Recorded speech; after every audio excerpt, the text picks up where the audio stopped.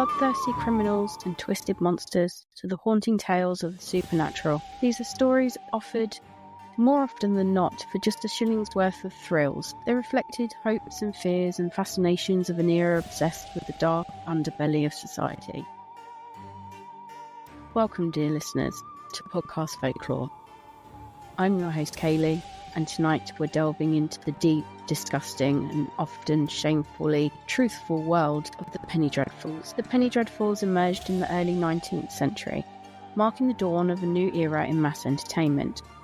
These cheaply printed sensational tales were born from a confluence of social, economic and technological changes in Victorian Britain. They targeted a new literate working class audience, hungry for stories of crime, horror, adventure and melodrama. Penny Dreadfuls left an indelible mark on popular culture, with their impact lasting long beyond their initial run.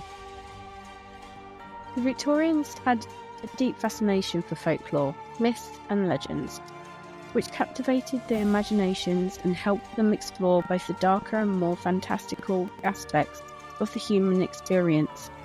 This love for ancient tales and local legends was rooted in their desire to connect with the past, grapple with their rapidly changing world, and indulge in the mysteries of the unknown. In a time marked by industrialisation and sweeping social changes, folklore and mythology offered a window into a world that seemed both timeless and enchanted. The Industrial Revolution brought with it dramatic changes to society. Transition from rural life to crowded, polluted urban centres left many longing for a simpler, more idealised time. Folklore and myths, with their roots in ancient rural traditions and storytelling, allowed for the Victorians to escape from the harsh realities of their new mechanised world. These stories evoked a sense of nostalgia for a pastoral past, filled with mystery, magic and supernatural forces that seemed absent in the rational industrial present. Tales of fairies, spirits and enchanted woods harkened back to the days when life was slower and the world was filled with unexplainable wonders. The revival of old Celtic and Norse myths, along with English legends of King Arthur, gave Victorians a sense of continuity and connection to an ancient mystical heritage. The era was also the golden age of Gothic literature, which thrived on supernatural, the eerie and the unknown. Folklore and mythology provided a treasure trove of material for Gothic writers and poets who delighted in exploring the shadowy realms of ghosts, monsters, haunted landscapes. Stories of revenants, fairies and demonic creatures were from ancient lore which was resonated with Victorian readers, blending ancient traditions with contemporary fears about science, faith and human nature. The folklore of undead ghosts and vampires was reimagined and adapted into popular works of the time, such as Bram Stoker's Dracula in 1897 or the earlier penny dreadful Varney the Vampire. These stories not only played on superstitions but also delved into the dark psychological undercurrents of human mind, using folklore as a vehicle for existential fears about death, corruption and the soul. The Victorians were deeply influenced as well by the Romantic movement, which began in the 18th century and carried into the 19th century. The Romantics valued emotion, nature and the past, and they celebrated folklore and myth as an essence of a nation's cultural identity. Victorian thinkers and writers often viewed folklore as a reflection of their country's soul, a respiratory of its deepest truths, values and history. The theme of the Penny Dreadfuls was often criticised for their low-quality writing and sensationalism, provided important social commentary and reflected concerns of Victorian society. There was often a class struggle which was highlighted by the Penny Dreadfuls, the stark inequalities between the rich and the poor, often romanticising criminals such as Sweeney Todd or Dick Turpin as working-class heroes. Urbanisation and crime in cities like London grew rapidly, and stories of crime, both real and imagined, captivated the readers. Penny Dreadfuls often emphasised the dangers of urban landscape, such as dark alleys, slums and criminal underworlds. So you may be asking, dear listeners, why did I choose Penny Dreadfuls? Whilst not fitting within our standard category of folklore, these prints deserve to be considered as such. From their long run in history to the pandemonium they left in their wake, the Penny Dreadfuls have inspired many modern urban legends, and they also inspired many writers that we know in very popular literature that we read today. They are more than just a scrap of paper. They're without a doubt a significant contributor to our modern folklore. And urban legends deserve to have their stories told again. Do they not? The supernatural elements of the Penny Dreadfuls promoted more of a gothic horror element, such as vampires, ghosts and monsters. They frequently appeared within the paper itself, catering to readers' fascination with the macabre and the unknown. There was also adventure and rebellion. Many tales offered readers an escape from their daily lives by featuring adventures in exotic locations or stories about individuals defying authority, like pirates or highwaymen. Though initially derived as low culture, Penny Dreadfuls played a significant role in shaping popular fiction and influencing later literary movements, including gothic fiction, horror, detective novels, and early science fiction. So how did they start? Well, Penny Dreadfuls trace their roots to the rapidly growing urbanisation and industrialisation of Britain between the 1830s and 1840s. With the Industrial Revolution, urban populations swelled, and the new education reforms like the 1833 Factory Act introduced rudimentary education for children, resulting in higher literacy rates amongst the working classes. But by the mid-1800s, reading became a popular pastime, and there was a rising of demand for affordable entertainment in the form of printed literature. At the same time, the cost of printing drastically decreased due to technological innovations like the steam-powered printing press, allowing publishers to mass-produce literature cheaply and quickly. Newspapers, broadsheets and pamphlets had already existed, but publishers realised that the serialised fiction, full of sensational content and sold for a penny per instalment, could capture the attention of this growing audience. The name Penny Dreadful was derived from the price, 1 penny per issue, and often the lurid and dreadful subject matter of the stories. These tales of crime and violence and supernatural provided an escape for readers living in the harsh realities of Victorian slums and factories. So who wrote the Penny Dreadfuls? While they were written largely by anonymous or semi-anonymous authors, many of whom were hack writers, meaning they were paid very little and wrote quickly to keep up with the demand of new content. Some of these writers would churn out stories weekly, producing episodes filled with dramatic cliffhangers and sensational events to keep readers buying each instalment.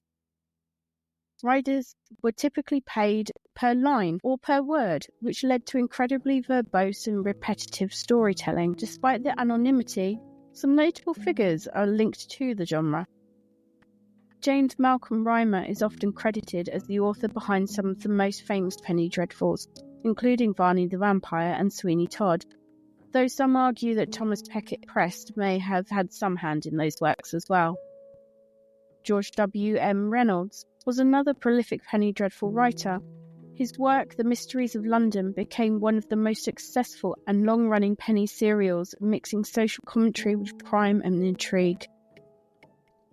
Edward Viles and Edward Lloyd were also significant figures in the industry, with Lloyd being one of the most foremost Penny Dreadful publishers. Writers like Rymer and Reynolds were skilled at capturing the desires and fears of their readers, playing on the public's fascination with crime, horror, and the supernatural. The stories of the Penny Dreadfuls were more than just entertainment. They were dark dreams brought back to life, vivid tales of horror, crime, and adventure that transported the readers into the heart of the world where danger lurked around every corner. And the line between the hero and villain blurred like the fog across London's streets. So let me bring the vivid and thrilling world of Penny Dreadfuls to life, invoking the eerie atmosphere, the pulse of danger, and the shadowy figures that gripped the imaginations of Victorian readers. Varney the Vampire, or The Feast of Blood, was written between 1845 and 1847. This serial is one of the best-known Penny Dreadfuls, written by James Malcolm Rymer, or Thomas Becket Prest, as I said earlier. Though the writing is often criticised for being overly long and sensational, Varney the Vampire had a lasting influence on vampire literature and predates Bram Stoker's famous Dracula by over 50 years. In the hushed gloom of an English estate, Sir Francis Varney rises from the grave, a gaunt and haunted spectre who has stalked the earth. Moonlight casts his pale, skeletal figure in stark relief against the night. The Bannerworth family become his chosen prey, their crumbling ancestral home shrouded in fear and mystery. In the dead of night he slips into Flora Bannerworth's bedchamber, his fangs glistening in the dim light with a whisper of the silk curtains. He drinks deeply from her life force. The bite of the vampire leaves her frail and fevered, and the shadow of death hovers over the family as Varney's sinister presence lingers. Yet Varney is not merely a monstrous fiend. He is a tortured soul, cursed with immortality. Caught between his savage thirst for blood and his loathing for life, he is forced to live. Varney's tormented existence unfolds across storm-lashed moors, moonlit ruins and forsaken graveyards. His death and resurrection repeated again and again. He is the embodiment of despair, yet he struggles with the conscience that sets him apart from the soulless creature of the night.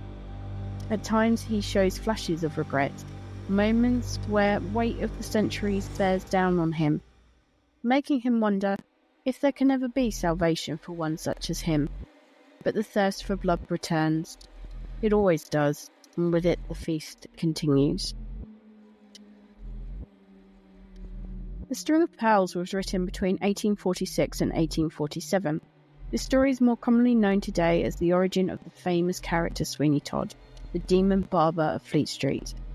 It was published as a serial in the People's Periodical and Family Library, and it was introduced as one of the most famous villains of the Penny Dreadful series. The tale combined horror and dark humour, and its depiction of class tensions and urban corruption resonated with readers. Over time, Sweeney Todd became a legendary figure, inspiring variations, adaptations in literature, theatre and film, most notably Stephen Sondheim's 1979 musical of Sweeney Todd, the Demon Barber of Fleet Street. On the fog-drenched streets of London, beneath the flickering gas lamps and among the crumbling shop fronts, there is a barber's chair, an ordinary chair. But for those who sit in it, there is no return.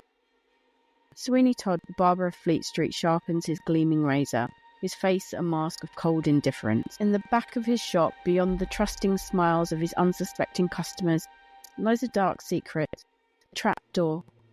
A quick slice across the throat and the chair tilts, sending his victims plunging into the inky blackness below. Their screams are swallowed by the darkness as Todd's partner in crime, the twisted Mrs. Lovett, waits below. With chilling efficiency, she transforms the butchered remains of Todd's victims into the most delectable meat pies that London has ever tasted.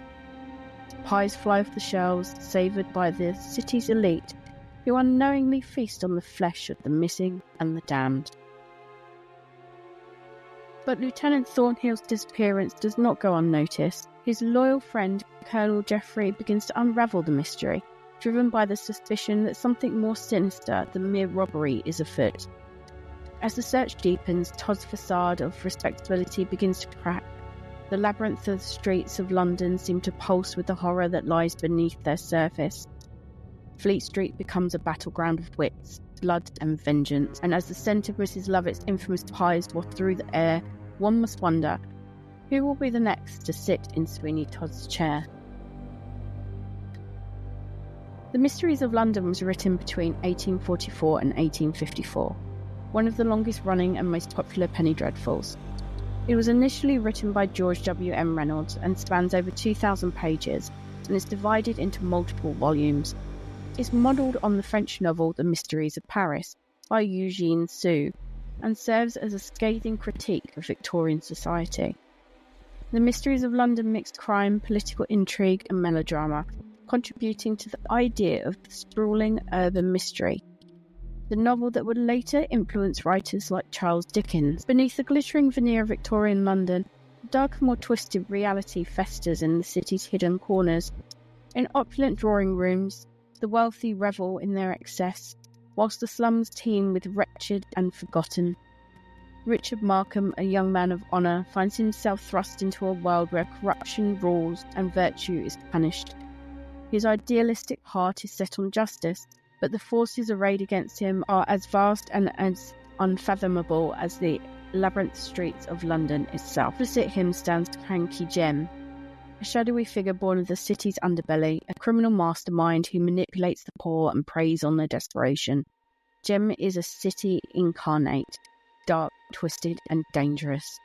The clash between Markham's youthful zeal and Jem's ruthless cunning reveals the full scope of London's hidden mysteries. Every alley conceals a secret, every face hides a story of betrayal and survival. Markham's journey takes him deep into the heart of the city, where the stench of rot hangs in the air, and the cries of the destitute echo throughout the night. From the workhouses while children toil until their bones crack, to the sprawling mansions of the elite where they plot and scheme, London is a city of stark contrasts, a place where the line between predator and prey is razor thin. In this vast city of shadows, every step forward is a step into the unknown. Every revelation brings Markham closer to the terrible truth at the heart of London's mysteries. Black Bess, or The Knight of the Road, was written between 1866 and 1868. This is a tale centred on Dick Turpin, a notorious 18th century highwayman.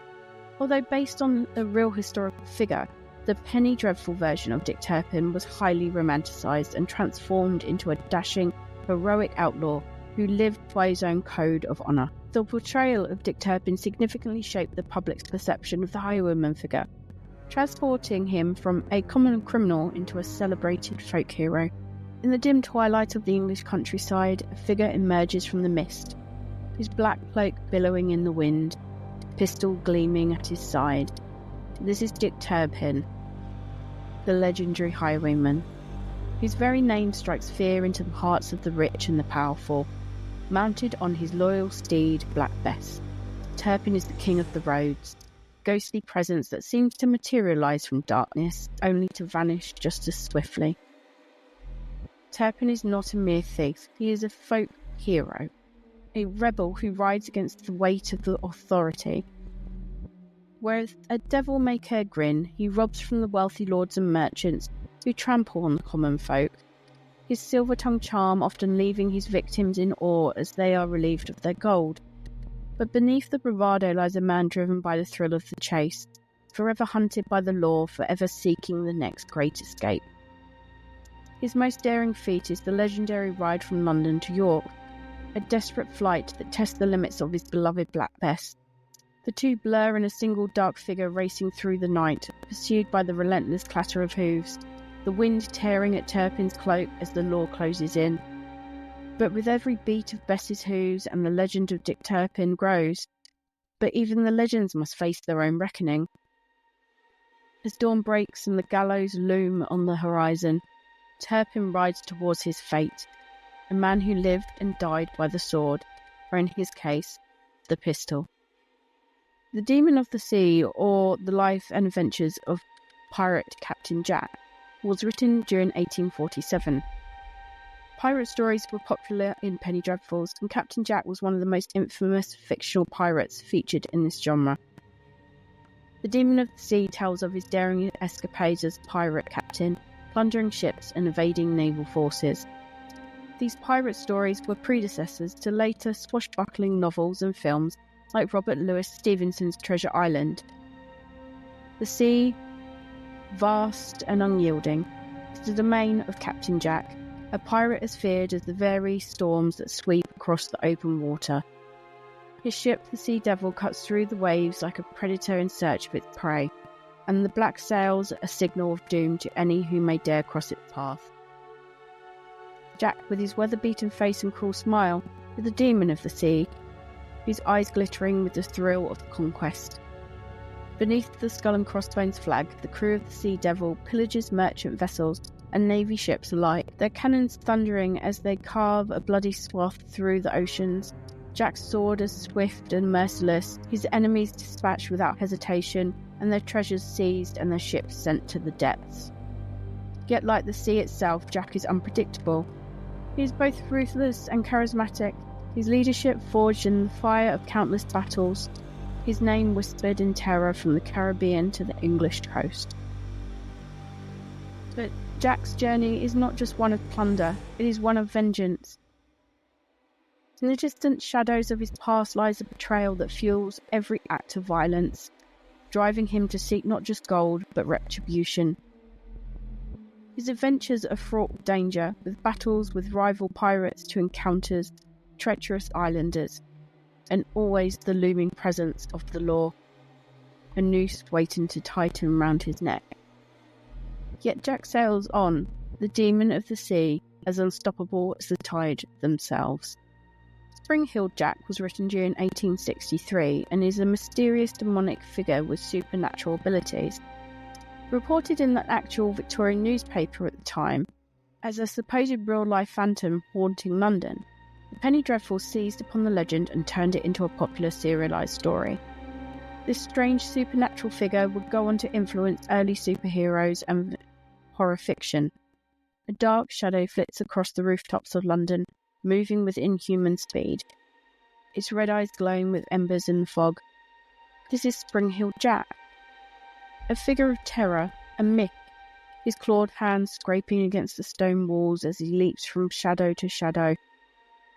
His very name sends chills down the spines of Londoners. For no one knows what or who he truly is. Is he a demon, a man, or something far worse? By night he haunts the city's alleys and rooftops, attacking the unsuspecting with his piercing, maniacal laugh and his monstrous agility. He strikes from the dark, leaping with great distances in a single bound, his sharp claws raking across the flesh of those unlucky enough to cross his path. But Jack is more than just a creature of horror. He is a mystery. His motivations are as elusive as the figure. And as rumours swell and about his origins and the city trembles, wondering when and where he will strike next, Spring-Heeled Jack's legend grows. With each attack, his supernatural prowess making him seem invincible.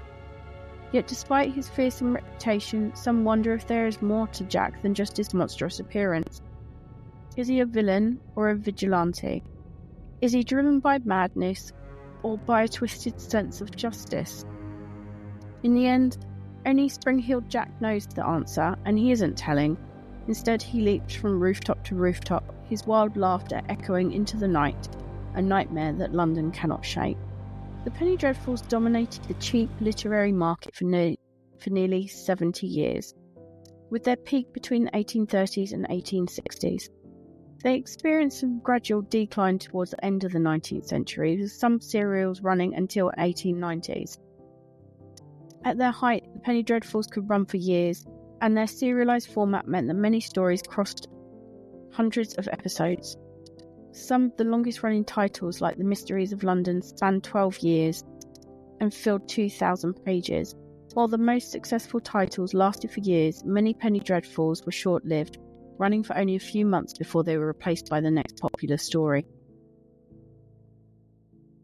They were mainly circulated in Britain, especially in the densely populated urban areas like London, Manchester and Birmingham, where the working class was concentrated. They were sold in bookstores, newsagents and street vendors who hawked their wares on crowded streets. The serials were popular, cheap and accessible, making them a popular choice for young men, apprentices and labourers, and even children. Circulation was facilitated by the rapid growth of the railway system in the 19th century, which allowed for faster distribution of printed materials to the area beyond London. The spread of railways meant that Penny Dreadfuls could reach readers in more remote areas of Britain, expanding their influence across the country. The accessibility of Penny Dreadfuls combined with their low price ensured that even the poorest readers could afford a momentary escape from their daily drudgery. Shared reading was also common, with groups of workers pooling their pennies to buy the latest issue and passing it around among their friends and colleagues. But how did they actually become so famous? Well, there seems to be several reasons for this. The sensational content of the stories were filled with violence, horror and melodrama, focusing on themes that were designed to thrill and shock. Tales of bloodthirsty vampires, vengeful highwaymen, and twisted murderers captivated the public's imagination. Penny Dreadfuls were often featured crime and punishment and lurid depictions of death, torture, and the supernatural. That fed into the reader's desires for escapism in Victorian London. Their cliffhangers and serialisation, each issue typically ended on that cliffhanger, urging readers to return for the next instalment. This technique keeps readers hooked and ensures ongoing sales. The nature of the stories meant that they could stretch on indefinitely, creating a sense of continuity that readers grew attached to. The content of the Penny Dreadfuls often caused outrage among the moral and the educated classes, who feared that these stories promoted a vice and immorality. Victorian society was deeply concerned with class distinctions and morality, and the population of violent and sensational literature among the working class was seen as a threat to the social order. These concerns ironically helped promote the Penny Dreadfuls further, and they gained notoriety, their fame increased, and so did their sales as a result. The appeal to the working class of the Penny Dreadfuls provided an escape and a form of entertainment for the working class, whose lives were often marked by long hours of labour and little respite. The thrilling stories combined with the affordable price gave them something to look forward to. They resonated with the working class because they often depicted the themes that they were so famous for. Evolution into other media also helped play their part. Some of the most famous Penny Dreadfuls transcended it from the printed page and became theatrical productions, plays and stage adaptations, further cementing their place in popular culture. For example, Sweeney Todd became a prominent figure in Victorian melodrama and was performed in penny theatres, further increasing the character's fame. But we must also consider the influence on popular culture. Victorians loved folklore, myths and legends, and anything supernatural, and it's had a long-standing influence on popular culture, inspiring many modern forms of storytelling. Just as the Penny Dreadfuls thrilled the Victorian readers with tales of macabre and the supernatural, several modern equivalents have drawn the same rich traditions of folklore and horror. The impact of the Penny Dreadfuls can be felt since their decline. Emerging in the 1900s, pulp magazines were a direct descendant of Penny Dreadfuls. They featured lurid stories of horror, crime and adventure, often printed on cheap, rough paper, hence the term pulp. Like the Penny Dreadful, pulps delved into horror, crime, adventure, and the supernatural. Popular genres included detective stories, westerns, and science fiction. Famous examples of this included stories of H.P. Lovecraft, Robert E. Howard, creator of Conan the Barbarian, and Edgar Rice Burroughs' Tarzan, which were all published in pulp magazines. Penny Dreadfuls also helped influence comic books through the 1950s, targeting a mass audience with exciting tales of superheroes, villains, and extraordinary adventures. The comic books often feature heroes versus villains, mystery, and adventure, and the gothic tales of Penny Dreadfuls helped inspire the horror genre within comic books that took inspiration to form tales like Tales from the Crypt, The Weird Tales, and The Vault of Horror. Superhero comics also stem from reference to inspiration from the Penny Dreadfuls, with characters like Batman or Daredevil, who often echo Penny Dreadfuls' obsession with vigilantes and crime. They were also both seen as disreputable or lowbrow forms of entertainment, and both faced moral panic over their supposed negative influence on younger readers. Unfortunately, by the late 19th century, the Penny Dreadfuls were in decline. The popularity began to wane. Several factors could be contributing to this. There was a rise of competitors as literacy increased and the market for cheap entertainment expanded. Penny Dreadfuls faced competition from boys' magazines such as the Boys' Own Paper, which often offered more moralistic and adventure-based stories aimed at younger audiences. These stories were cleaner and aimed to shape young minds' outlooks rather than indulge in sensationalization. And there was a moral panic. Growing concerns over corrupting influences of the Penny Dreadfuls led to moral campaigns to discourage their consumption. The Penny Dreadfuls were seen as encouraging criminal behaviour, particularly among young boys, leading to a push for a more wholesome reading material. There was also improved literacy in the middle class, and as such, their tastes changed. As education reforms continued, a new middle-class readership emerged, demanding a more sophisticated form of entertainment. Authors like Charles Dickens, who also wrote serialised fiction, but with a greater literary focus, became more popular. Cheap novels became available, catering to the middle classes, and gradually replacing the sensational appeal of the penny dreadful. Despite their decline, the legacy of the penny dreadful endured, and their lurid stories, memorable characters, and cliffhanger techniques influenced pop culture, comic books, and the broader landscape of popular culture for generations to come. They have earned their place in our more modern folklore as a testament of how a simple act of print, which encompasses the unknown, the hero, or an act of defiance, can leave a smudgeable ink mark on popular culture and modern folklore. Not all folklore is creatures in the dark, unexplained by the unknown. Some are the underdog, the unhinged part of the human psyche. So when you find yourself in need of a scary story around the campfire, sometimes you don't have to dig quite as far back into the past to find them. You have been listening to Podcast Folklore, and I'm Kaylee. Chris will be back next Tuesday for another delve into the past, and I'm sure it will be a good one. So if you like our content, please be sure to subscribe and hit that notification bell so you can be aware of new folklore tales as they are uploaded. And I am sorry if you've heard Morrigan and Calypso running around, but they have just discovered some bubble wrap in the house. If you enjoyed today's story, then please feel free to leave a like or comment, and we love to hear from you. I'm also pleased to announce that we've decided to release every story